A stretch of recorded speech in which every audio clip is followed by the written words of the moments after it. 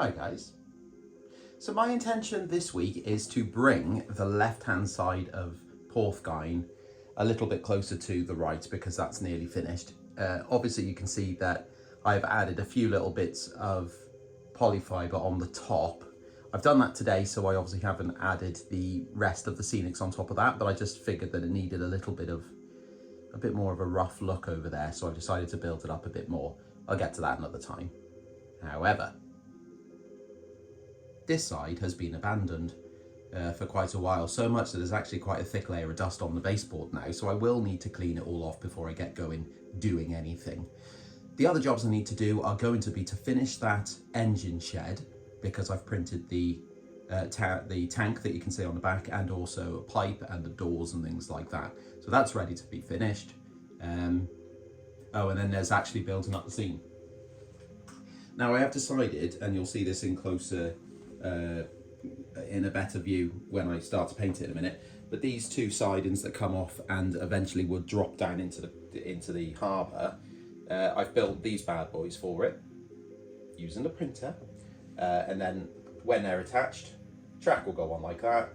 Same with that one there, so there's a fairly similar one, although I have designed it in a slightly different way just for a bit of variant when you're looking at it.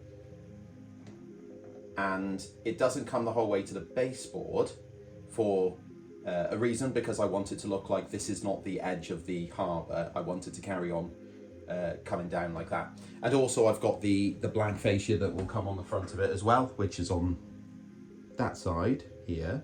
Although I have started scratching that back because I'm going to give it a final coat of black.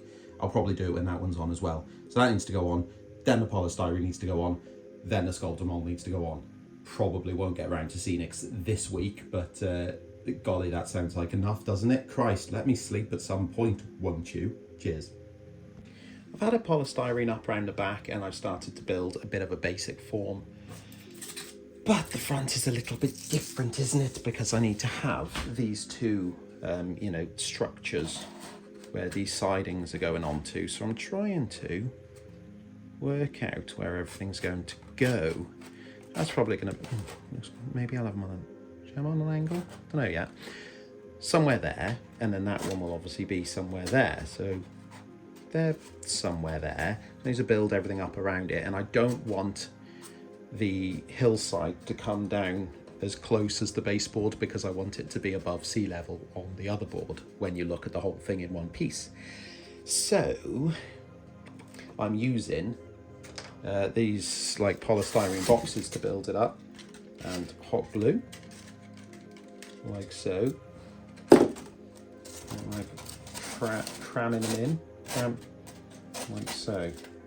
Yes, that's crammed. I have crammed it. And then what I'll do is I'll keep building it up, and then I can start cutting it out with my hot glue cutter, which my blades don't work very well on at the moment, unfortunately. But I need to order new ones. Something like there. Maybe you can see what I'm aiming for, because I can't. Something there. Oh no, why is this so complicated? Yeah, so I'm starting to carve now these massive abstract shapes, and I'm trying to get, it doesn't have to be perfect obviously at this point, but I'm trying to get like a general feel of where I want things. And this part here,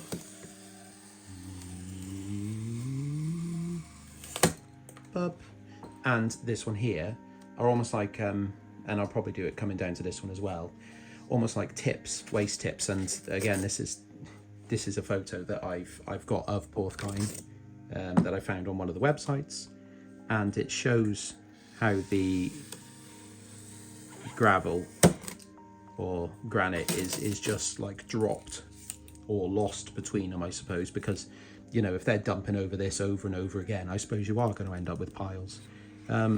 I was originally going to be building the big brick, almost like bins, I suppose, where they'd be dropping them, but actually they would be further down, so I don't think I'll put them on, because I just think it'll start, I don't want it to feel crammed. I just want, you know, the idea that they're dropping off here below, and that's about it really. So, you know, it's coming together now. Ooh, TT 120, probably for sale actually soon. I don't want that. It was an impulse. Okay, I've got the sculptor mould out, and I'm going to start getting a bit more of a shape to this bad boy, or good boy, I don't know, or good girl, who knows. Either way, I've got a glove on because I don't like the feel of it. And the glove has completely changed my life, as all good gloves do.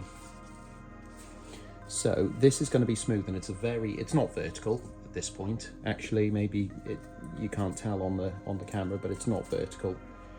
But it's going to be enough of a gradient to have that really steep, not cliff edge, but some of it will have the fallen granite that's building up. Some of it will probably have scenics. I think whilst we're waiting for that to dry, I'm going to paint these so I can embed them into it before the scenery starts. And because most of it is wood, I'm going to start by coating it all in earth brown, and then I'll probably end up hand painting everything else after. It makes sense to get the majority of the paint out the way with the airbrush. I'm dry brushing the wood to weather it up now, and this is a lot easier on models that aren't this shape, I found out, but it's okay. It's just a case of working around and making sure you hit every side for every bit of wood. It's basically going to add age into the wood before I start to weather it up.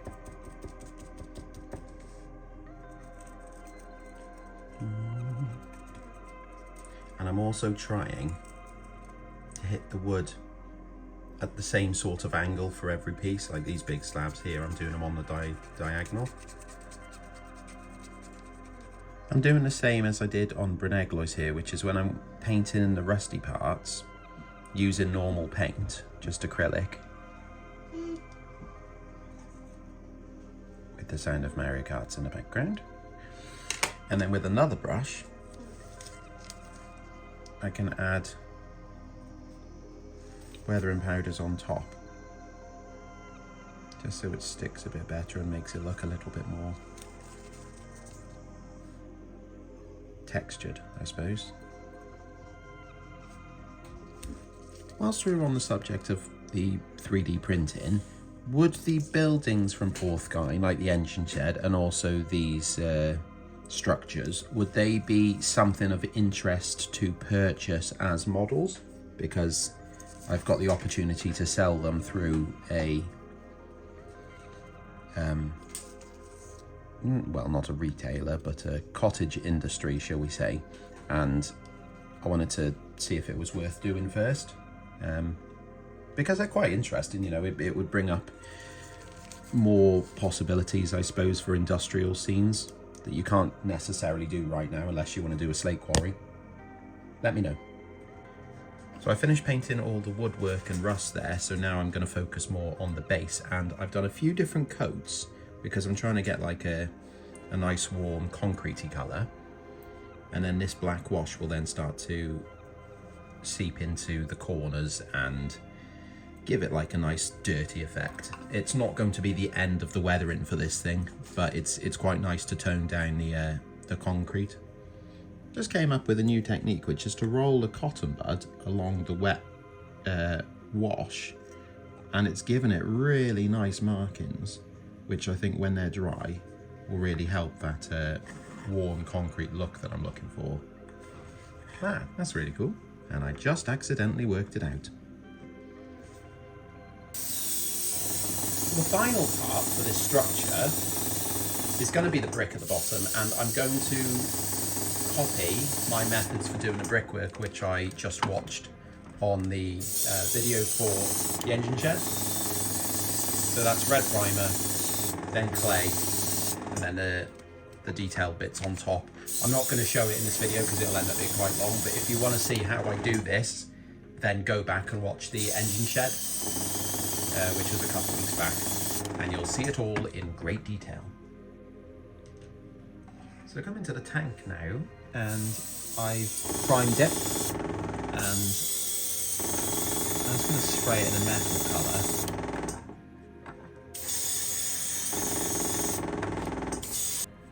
Now I've decided to add a little bit of rust to the tank. So what I'm doing is I'm adding some watered or diluted weathering powder, and then I'm just brushing it downwards like so. And then I get a bit more and I add it above just to make it like that's where the rust is coming from on the old drip drip. Like so. And I quite like it. Well, that was an awful example actually, because I've got a lot of things on the desk and I can't quite reach. Let's try that again. Anyway, look at that one, that's better. Before I add the glazing into the windows, I'm just going to weather it up, and I'm going to give it a light coat of smoke effects up over the entrances to the two parts of the shed, but also inside, which is why I wanted to do it before the glazing.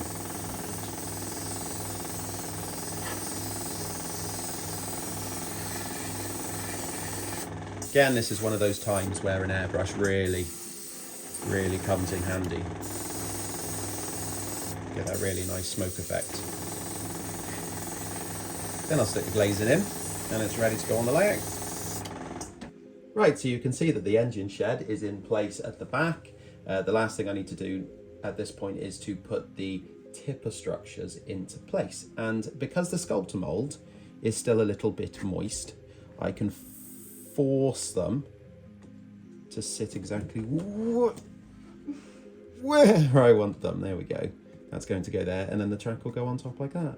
Oh my god, it's actually going to work, isn't it? See if the I don't want to film doing the other one actually. Well, I know that I said that I was going to do the fascia on the front as well this week, but unfortunately I have ADHD, and I did have the jigsaw in my hand, but now I don't. And I don't know where it is. It could be anywhere. I have just retraced my steps through the house and it's gone. So so that's okay. I will find that for the next update on this layout and go from there.